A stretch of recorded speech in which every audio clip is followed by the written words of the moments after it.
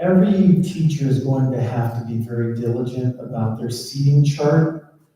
So all of that comes into play. But if someone is found to be positive COVID, I would call the health department. Now, it is my understanding from all of the different people I've talked to, some of them involved with Virginia State stuff, some of them involved with the Diocese of Arlington. If that happens, we probably will have a day where we're supposed to be shut down and clean. We do have, I think most of you are familiar with the fact that we did purchase UV lights that are supposed to kill germs everywhere. They're like better than trying to disinfect with Lysol or bleach or whatever. So we have those. We have a plan for rotating them in classrooms regularly. After school, you can't have people present when they're being used. So I think we can clean very thoroughly, very quickly, but I'll have to obviously, defer to the health department as to what they want on stuff like that. Does anyone else have a question? Yes, Jim. Could you elaborate on the volunteer requirements for parents that help out with either temperature checks in the morning or the cleaning of heavily touched surfaces during the day?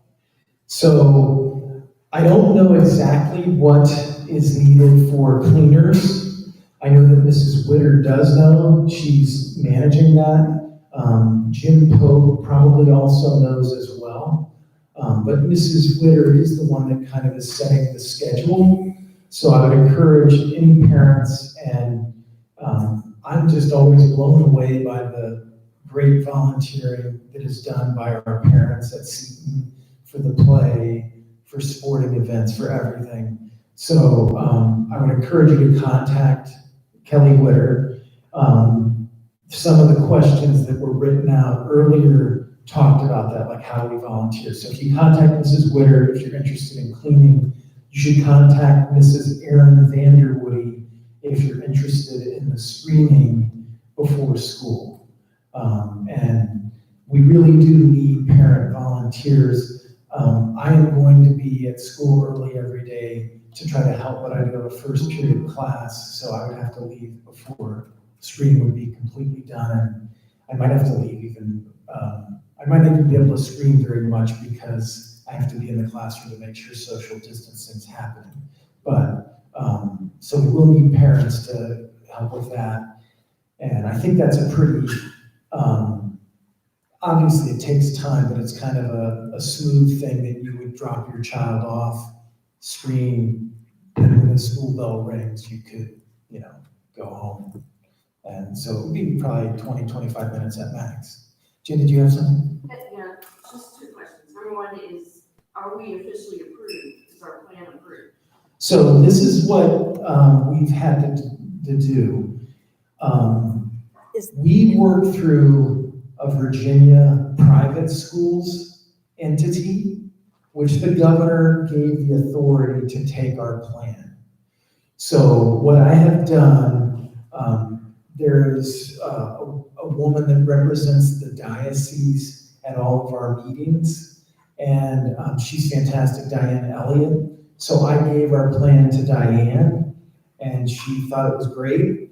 The only thing she pointed out was that there's nothing about sports, and I gave it to her like 2 weeks ago, but we're still waiting on sports. But so the process is we have to submit the plan to the organization called VCPE, and they're not really scrutinizing the plan. It has to have certain components, and Beth and Eileen and all of the committee members, Alicia, they've more than met the criteria that was put forth by the governor, by the state of Virginia for our reopening plan. So the plan isn't the problem, it's just what happens when we're actually living out the plan. Did you have a second question? The second question is, I'm trying to understand, I know you haven't worked out everything, but drop off in the morning. So my children aren't necessarily driving, I'm driving.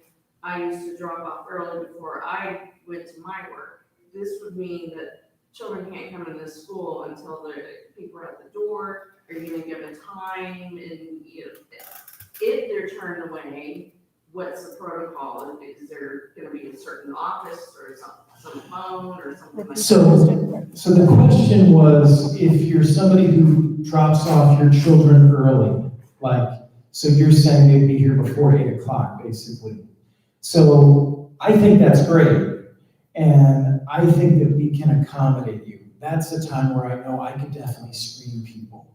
So if you're somebody that tends to drop your children off early, please contact Mrs. Cooper in the office and say, I intend to, and make sure you give your name and the number of students and things like that. But we'll work with you, because in a way you're making it better, because if we already have screened them, and we could screen them, and then hopefully they wouldn't get turned away, but if they did get turned away, you'd still be there. Yeah. You know, so I think that we can work with you on that. And then, you know, they're already in the building, and so they don't have to be screened. We're a little worried that if a lot of people show up at 8:15 or 8:18, you know, that could be very problematic. So we'll work with it, and we all have to be flexible. So the first week or two probably will be challenging. I do think our kids are smart, and they'll adapt, and we'll adapt, and we'll see, maybe we need to change this, maybe we need to change that. When we had the meeting with the group on this, I said, look, we're gonna have to tweak things as we go, that's life. And so I think, you know, we'll get feedback from parents too, hey, this isn't that good, or this is great, and we'll work on it. Yes, Ms. Myers? You mentioned that sports activities haven't been determined yet, but what's the status of other extracurricular activities such as club, choir, fall play, that sort of thing? So, pardon me? Repeat the question. Oh, I'm sorry. So the question was, what is the status of other organizations, groups, and things like that? So we want to try to manage what we can reasonably manage. So we're not, to be honest, I think the first week or two, we're probably not going to do much, because our focus is going to be on executing our plan well, understanding what isn't working, and tweaking it. And the big thing is to try to do this well so that we don't make any mistakes that might send us. It's one thing if the governor wants to shut us down and we've done everything as best we could. If we make a big blunder and that ends up getting us shut down, that's pretty bad. And so we want to avoid that. So we're not going to focus on those things initially, but the goal will be to have clubs and things like that. That is an important part of the community, and a lot of students flourish and benefit from that. Dr. Harper's going to. So at the last faculty meeting, when they were given the plans, the issue of clubs and other activities came up, and all of the teachers were encouraged to think about the clubs that they sponsor, the types of things they would need to do to maintain physical distancing, to ensure the health and safety of your children. And so I've heard from a lot of them, and Mr. Halpin has talked to me about that. Mrs. Duran's got some good ideas for how to still continue things like the Big Little program between the seniors and the 7th graders. All of those are going to require a little bit of creativity and tweaking this year, but they have all been encouraged to come to the committee to look at plans to see what we can do, because we want our students to be able to do all of those things that they love to do after school. So we're working with the faculty advisors. If you are a co-advisor on one of those clubs, please reach out to your faculty counterpart, reach out to Bob, reach out to me, so that we can start to think about how to make it so that your activities can still happen for the students, because we want that too.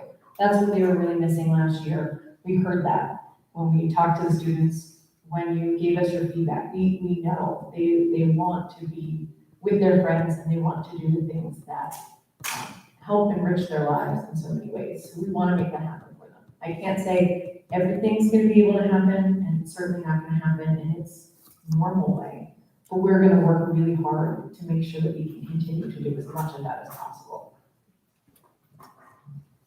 Thank you. Any more questions? Yes, Mr. President? Just real quick, will the face shields that you all are wearing satisfy mask requirement if you go that route? That's what I was told, but I'm not, I don't have doctor in front of my name. Does that, Beth, does that think me? So for the purposes of a faculty member, say monitoring tests, I'm gonna demonstrate for you, so sorry, people on Zoom, you can imagine me walking through class. If I'm doing this while you're taking a test, or you've got a question in class and I come over and I talk to you, it certainly meets that requirement. Okay, it's provided the physical barrier that we need. If I'm going to be spending a lot of time this close to your child, we're probably gonna ask the faculty members to rethink that.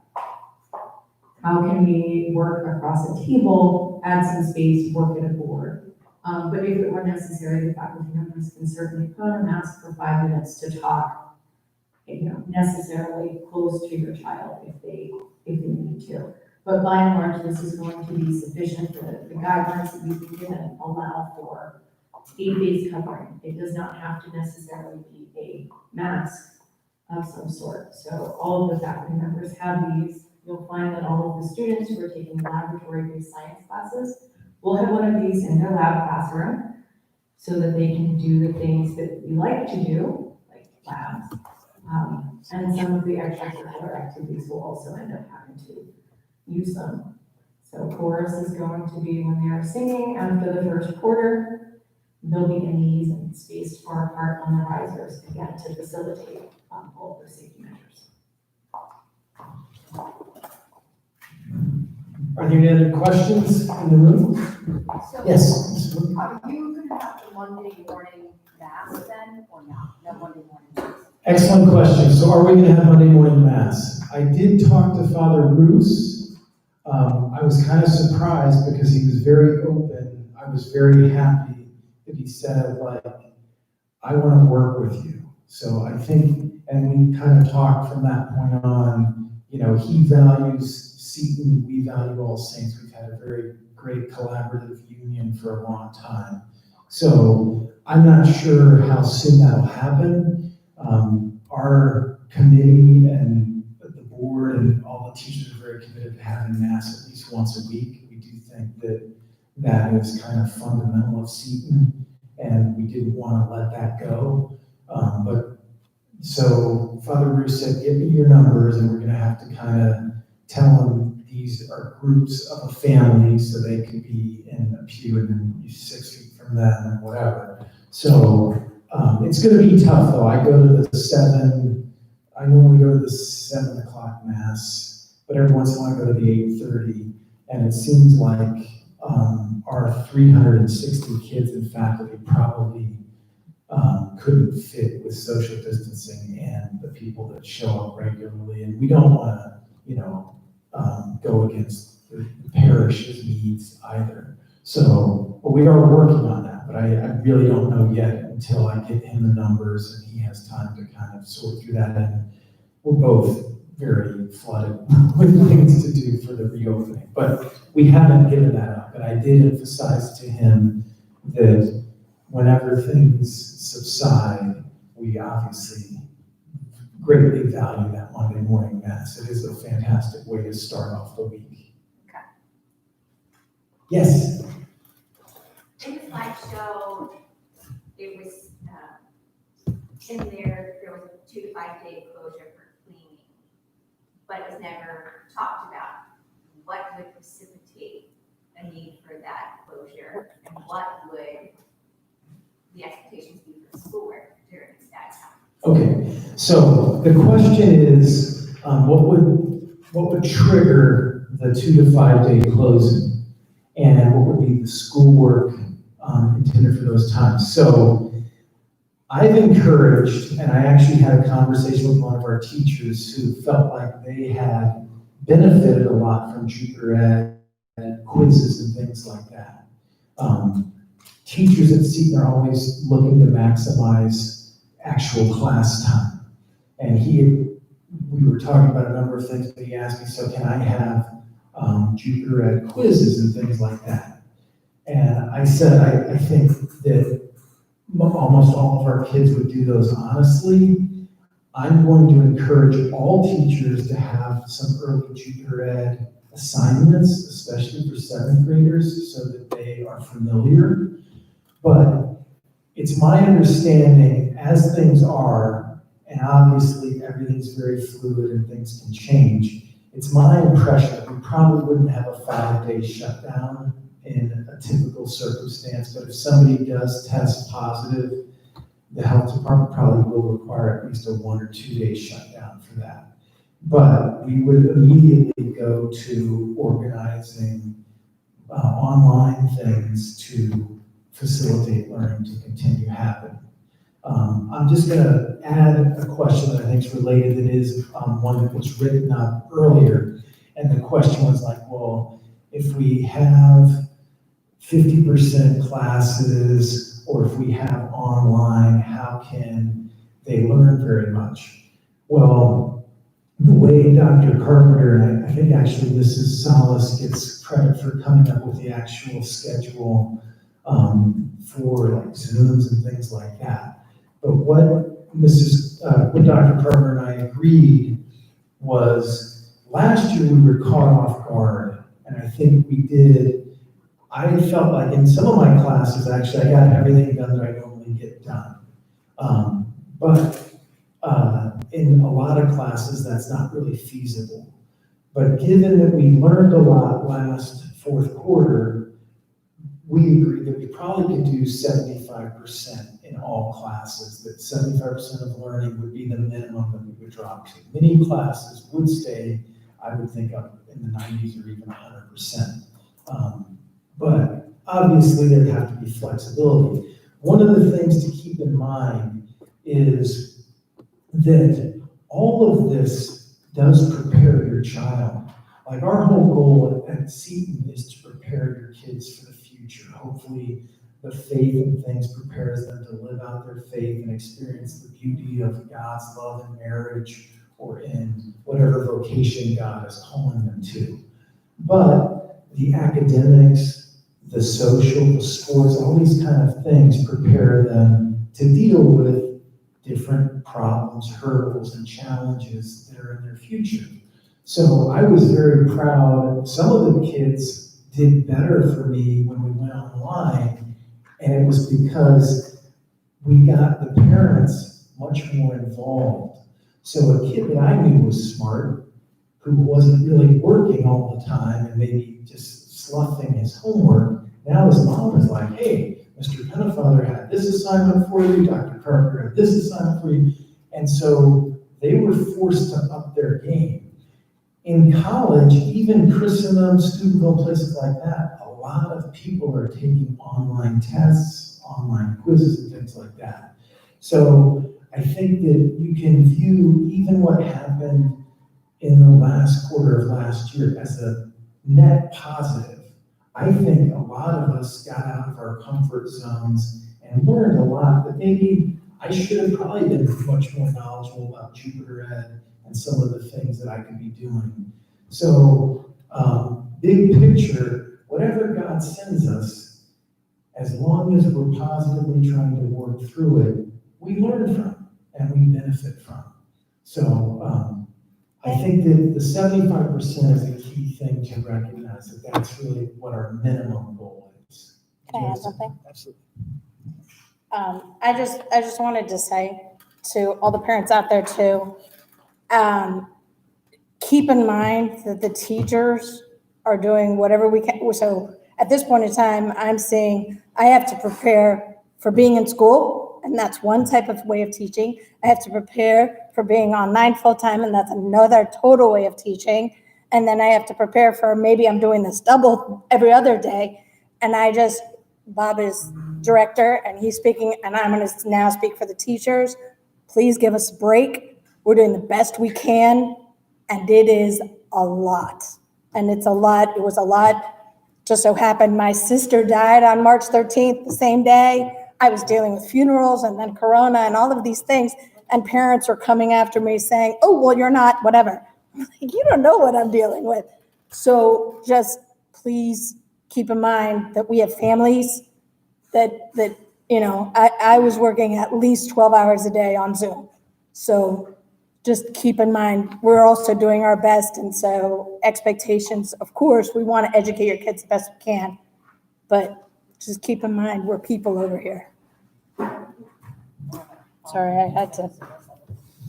So something else to keep in mind, with 2 to 5 days is mandated by the health department. So we have to, anytime there is a concern about a COVID case in our school, we have to work with the health department, and they will help us, per the CDC's guidelines, assess how long the school needs to be moving during close.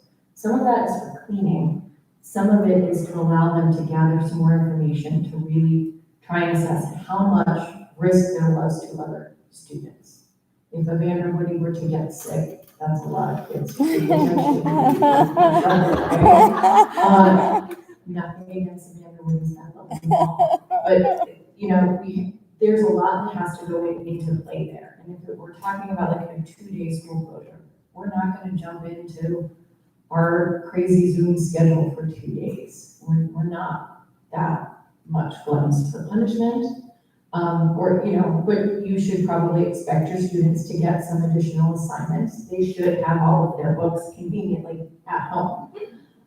So, you know, we're trying to prepare the faculty for all of those eventualities and impress upon them the need to make sure we're hitting core concepts first and foremost. And, you know, if there's stuff that they can look at that's fun and extra that, you know, maybe could be put off to a later point in time. We're trying to front load what we're gonna do with them in the eventuality that, you know, we would have to close for any length of time. But that's a decision Bob's gonna have to make in conjunction with the health department. So a lot of that we don't get to determine. We get to determine how we respond. They get to tell us how long we have to stay closed. And if you're very interested in that, the CDC has a whole decision tree laid out on their website that you can look at and see where all of the factors that play into how that gets decided. And some of that we just don't get any control over. So before I take Mary Kate's question, I do want to read one of the questions that I think is pertinent that all of you will want to know. So the question, one of the written questions was, what temperature means my child cannot go to school or enter the building? And that is 100.4. Okay, so if you're at home and you take the temporal scanner that you have at home and you check your child and they're 100.5 or whatever, then don't bring them to school. Mary Kate, what was your question? I'm sorry, I just wanted to, just say thank you. I think, just in light of what you were saying, I don't know if you heard that enough, but I think any of us can only imagine the amount of work that's going into all of it. All we hear is that we had a meeting about this, we had a meeting about this, and some is time for you guys to do your feelings also, so it's just a huge amount of appreciation from parents. Any parent that I've talked to, yeah, I just think you guys should know that the parents are on your side also. I Thank second you. that.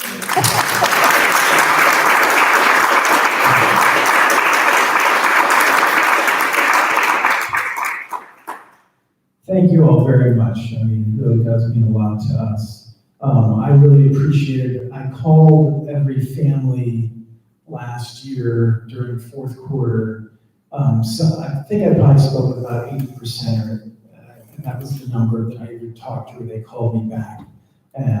But I was kind of checking in on all of you and seeing how things were going. And even then, when things were really bleak and very uncertain, you guys were very complimentary and very appreciative. And it goes both ways. I was so impressed by the parents and how flexible they were and how much they did on their end to help us, guide the academic progress of their children. So we feel the exact same way about all of you. So thank you.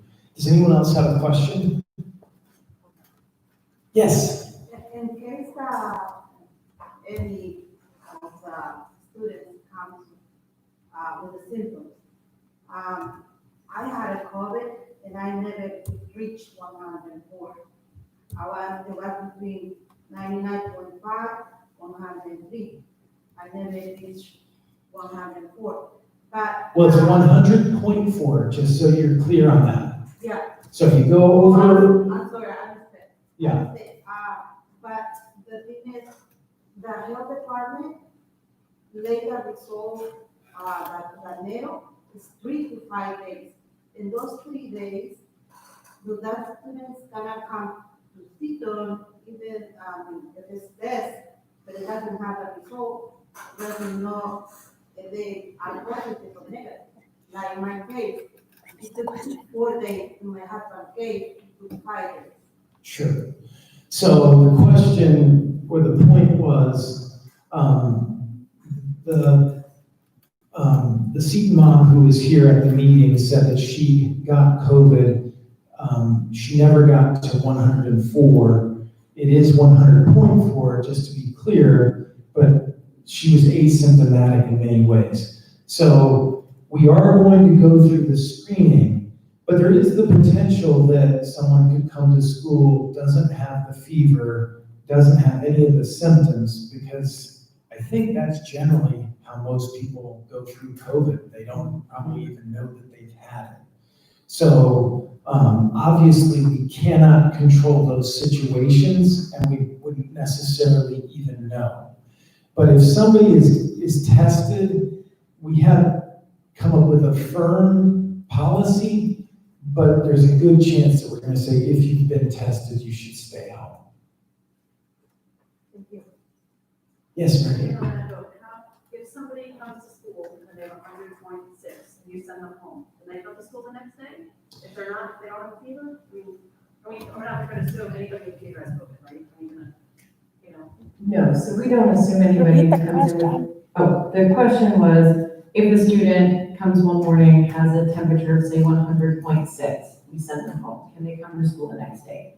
The answer is no. Common practice for schools is that if your child has a fever, they need to be fever-free for 24 hours before you send them back to school. That's what, if you were to look at a public schools policy, if you were to look at preschools, daycares, that's common practice, which we will be employing this year. Because obviously, if they have a fever, something's going on. It doesn't have to be COVID. We know that there are lots of viruses, lots of types of infections that can give kids fevers. We don't want sick kids in school to the best of our ability. We don't want them here. You don't want them here.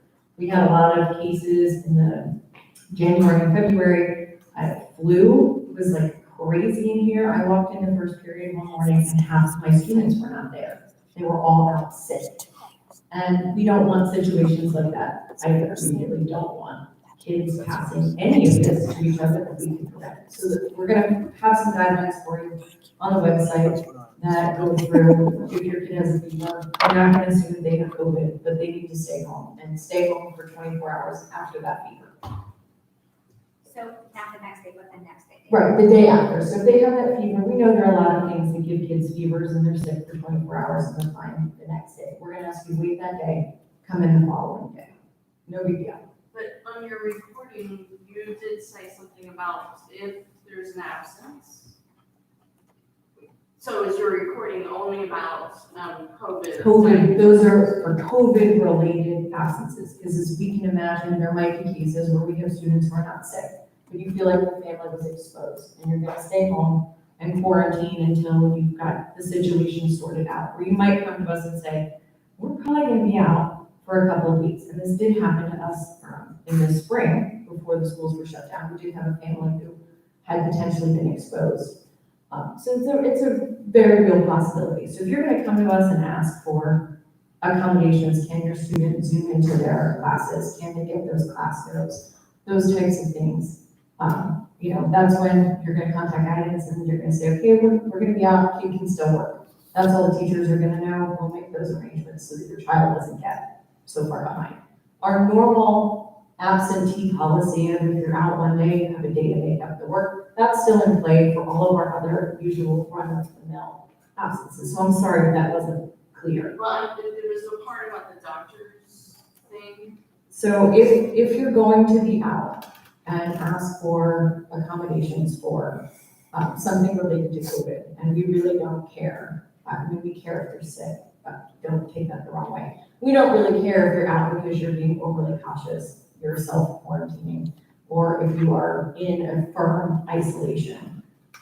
When your child comes back from one of those situations, we are gonna ask that you have talked to a medical professional to make sure that your child has met the guidelines set forth by the CDC to return. And we will have those guidelines posted on our website, but we are gonna ask you to give the school that extra level of protection by just running it past a nurse practitioner, calling your doctor, saying this was the situation, and just getting a note so that we know that, everything is good and your child is healthy and, not infectious for the rest of the But students. all that was directed towards. Towards COVID. Okay. Yeah, I hear your kid has a whatever, and they're out. The same- Follow the normal The protocol. same policy as we've always had, if they're sick because they have mono, they're sick because they, Right, whatever. right.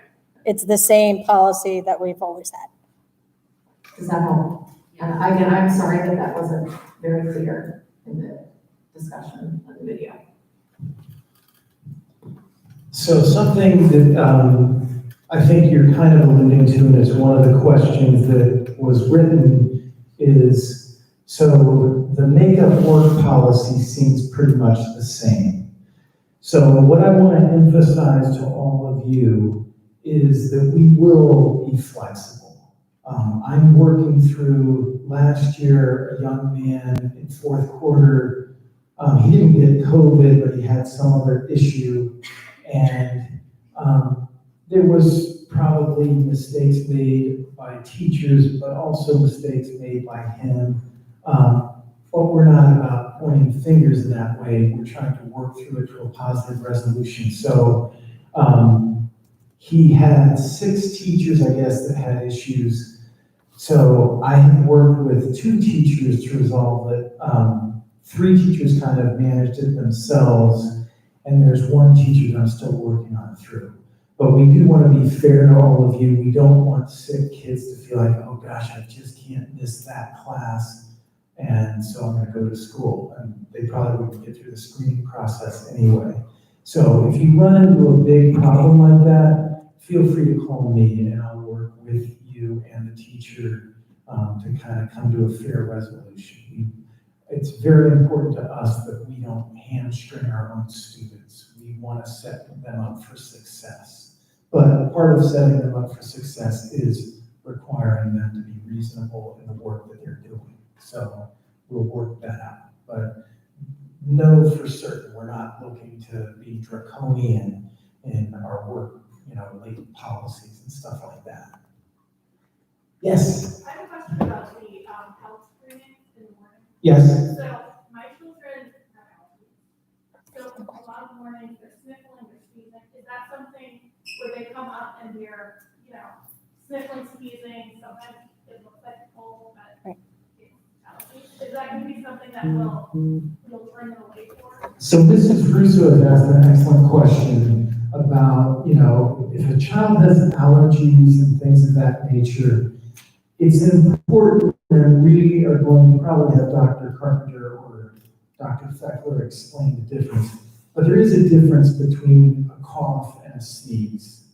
And obviously, if you know your child has allergies and things like that, if you let us know ahead of time, hey, this happens yearly, Chris gets allergies or something like that, then we'll work with you. Now, if they have a fever, they aren't going to get in, but, the other things we can work with you on. So, we're going to try to be reasonable in every way. If it's something that happens yearly, it's a cyclical thing for your child at different times of year, we'll work with you on that, certainly. Are there any other questions? So I don't think that there are any more questions written down, and nobody else has any questions? Do we have any more chat questions?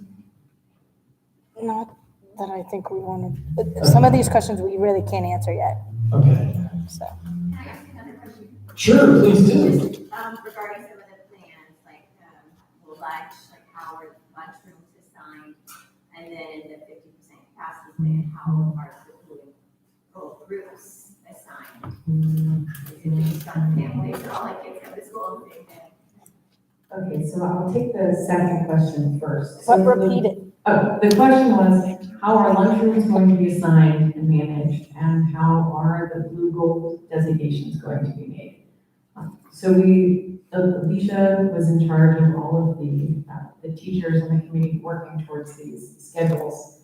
And they looked at a lot of things for how to divide the students up, and quickly came to realize the best way to do it was simply alphabetically. So we're gonna go through the list of students, and as close as we can, 50% cut it off of whatever that family is. So all of your kids will come on the same 2 days a week. So it won't be necessarily 50% reduction in every single class. It would be 50% reduction in the total building occupancy, which would be the goal, not on a per class basis. Because if we had to do that per class, I think Mrs. McIntyre would have a heart attack. And that would be bad for all of us. Lunch room assignments are in the process of being worked out as she is continuing to work on your children's schedules. So some of them will be staying in the same room that they're gonna have religion in, some of them not. And we're working on finalizing all of those lunch plans. Looks like right now we're probably gonna say no hot lunches for the first couple weeks of school so that we can get everybody moving and used to our new situation for this year before we add that extra layer of things we have to work on managing in a safe and healthy way. But certainly things that we've talked about are, when students are done eating, teachers can certainly take them outside and get some fresh air, do some activities with them. Because we know a lot of this, especially the boys, are gonna miss those dodgeball games during lunch.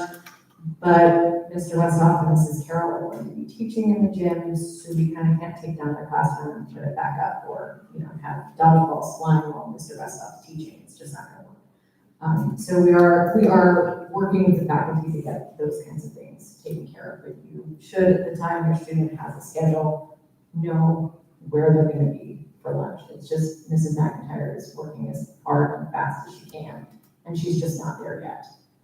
With everyone's schedules. We have a lot of extra things she's got to think about this year since we put limits on students and rooms and everything. So she really could use some extra prayers from everybody because she is moving mountains for us right now.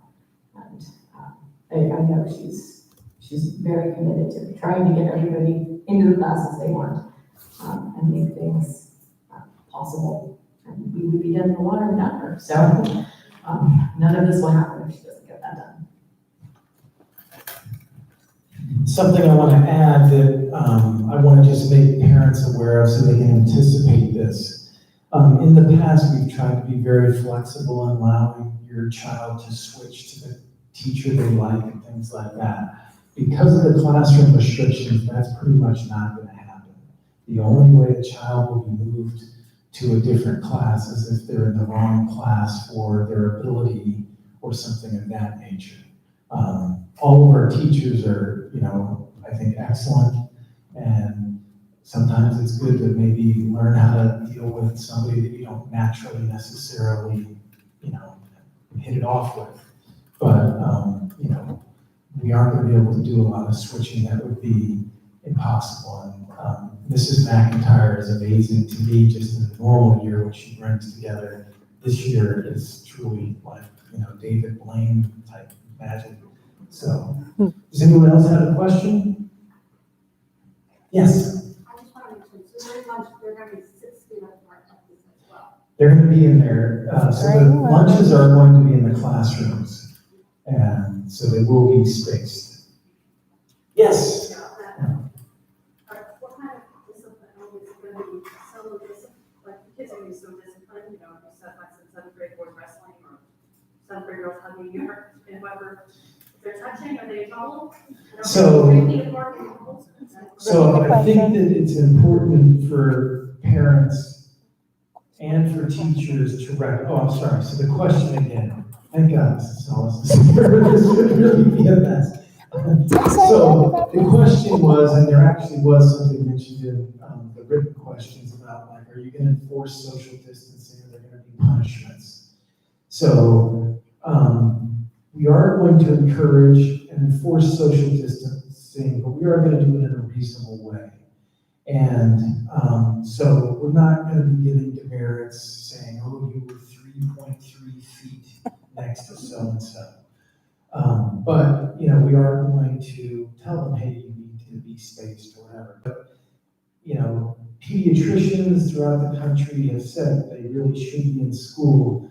Social relationships and things like that are very important, and it's part of the whole learning process to how to get along with, you know, your own gender and with the opposite gender.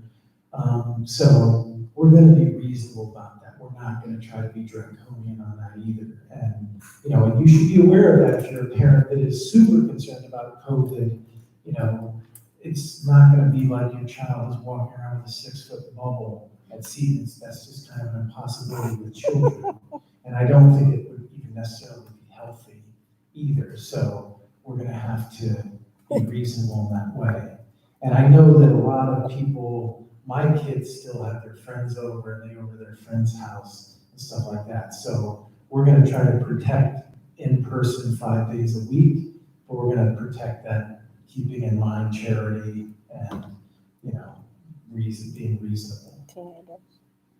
Any other questions? Yes. If you noted that in the morning they'll go in certain doors, what about dismissal? I mean, because it's usually a gaggle of geese over at the senior high side. You mean after school, basically, right? Exactly. Dismissal If after that's school. Certain locations, if they're coming out a certain door, or how? I'm not sure that was necessarily in the plan. So I think that it is something that we'll have to consider. I would encourage parents. Dismissal, say dismissal. So the dismissal, but I think she's talking about congregating after school. So as Dr. Parker said earlier, students will be, and this question is about dismissal and after school students congregating. So you will be going out like a fire exit. Whatever your fire exit would be from that room, that's how you'll leave the building for classroom changes and at the end of the day. So afterwards, we will try to keep kids dispersed.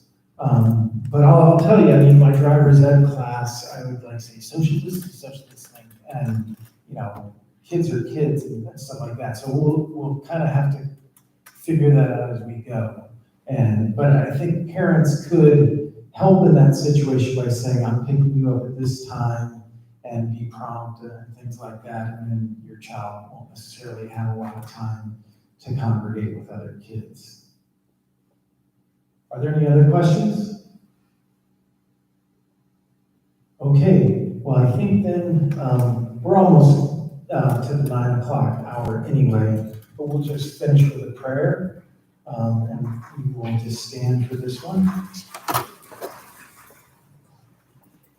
And we will say in the memorare, the Blessed Mother, keep us under her mantle, take care of us, protect the school, protect our students, protect our families, and protect our community.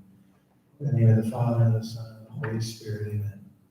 Remember, O most gracious Virgin Mary, that never was it known that anyone who fled to thy protection, implored thy help, or sought thy intercession was left unaided. Inspired by this confidence, we fly unto thee, O Virgin of Virgins, our Mother.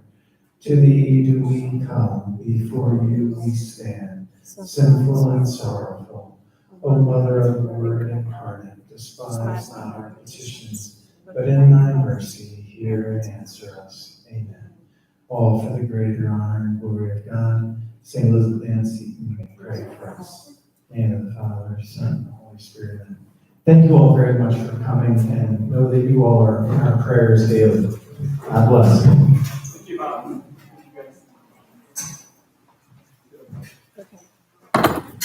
So definitely next week, we're gonna do this one. No questions asked. The YouTube thing? Yeah. I'm sorry.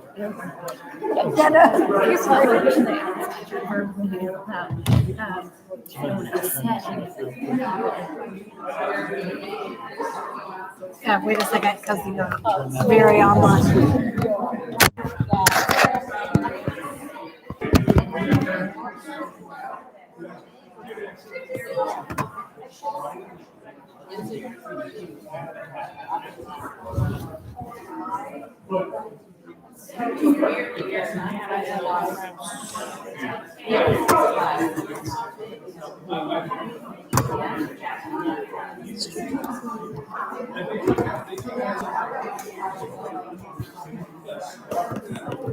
Ever have a computer that doesn't have a mouse?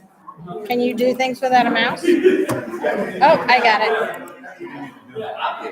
And that live stream of my ugly face.